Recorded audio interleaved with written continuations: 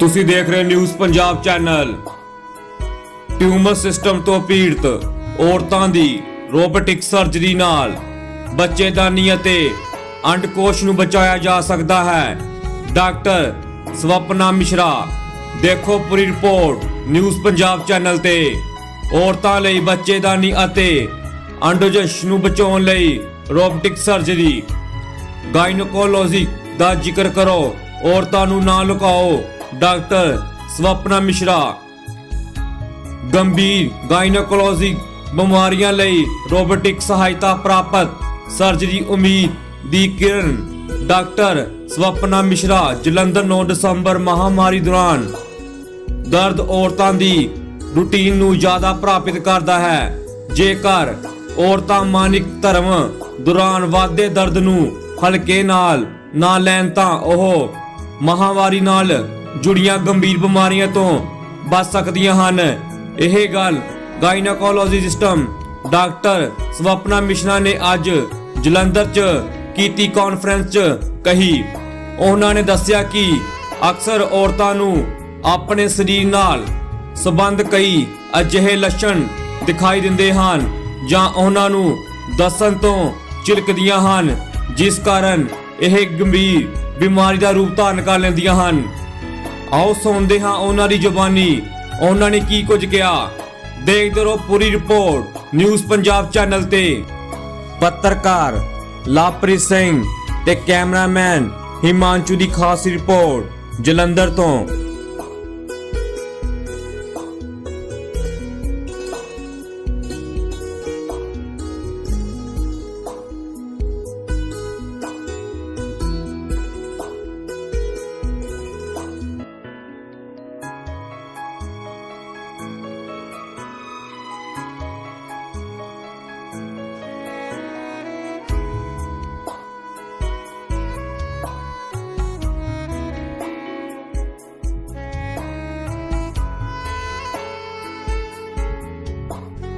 पहले ये हवा क्लियर थी, अभी ये हवा क्लियर नहीं है।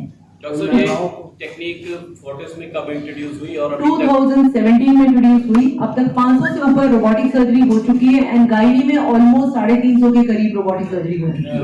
Well I need to confirm, जैसे आपने यू मेंशन्ड डिफरेंट मेडिकल, जैसे आपने कहा इससे रोबोटिक सर्जरी से ब्रेन का भी, कैंसर का भी, तो लाइक इसमें सक्सेस रेट हर एक में सेम है या हाउ यू डिफरेंशिएट? आज के दिन मैं बात कर रही हूँ गायनी सर्जरी की, बिकॉज मैं गायनी सर्जन हूँ।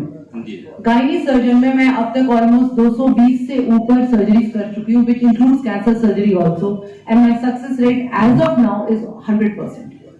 किसी पेशेंट में कैंसर का रिकरेंस नहीं।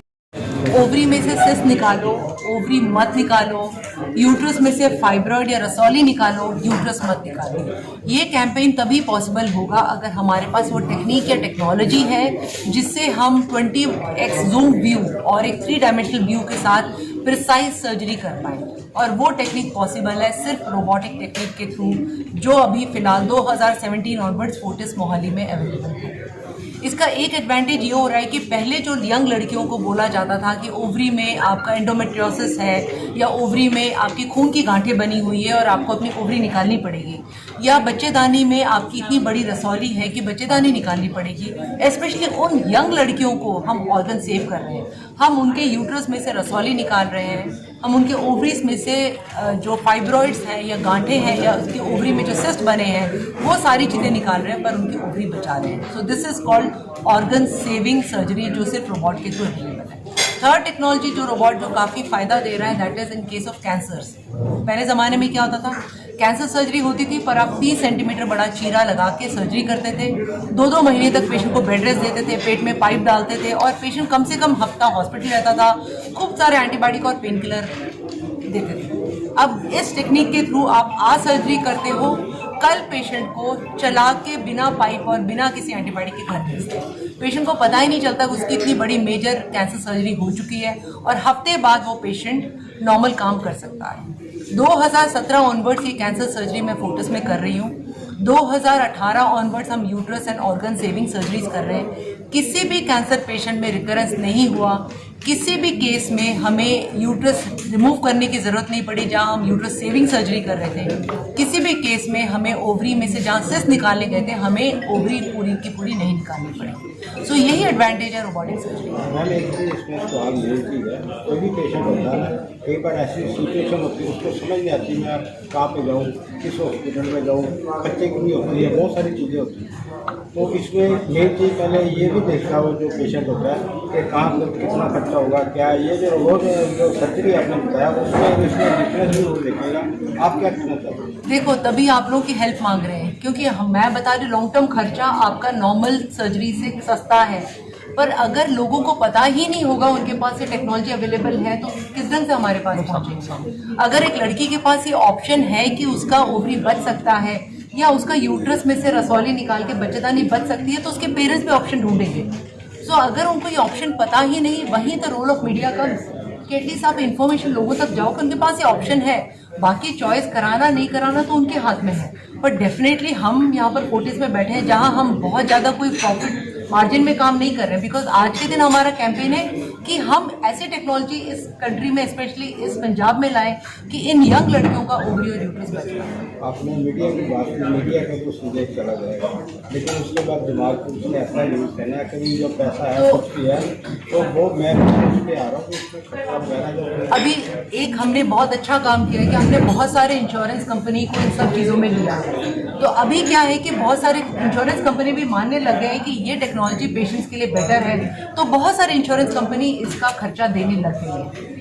सेकेंड थिंग इज दैट कोई भी पेशेंट गरीब आता है फोर्टिस में, हम कुछ बात करके कुछ लेवल तक का हम उनका मैनेज भी कर लेते हैं डिस्काउंट। पर यही चीज़ है कि अगर आपने लॉन्ग टर्म फायदा देखना है, नेचुरली आपका जीरो कॉस्ट में तो कोई सर्जरी नहीं हो सकती।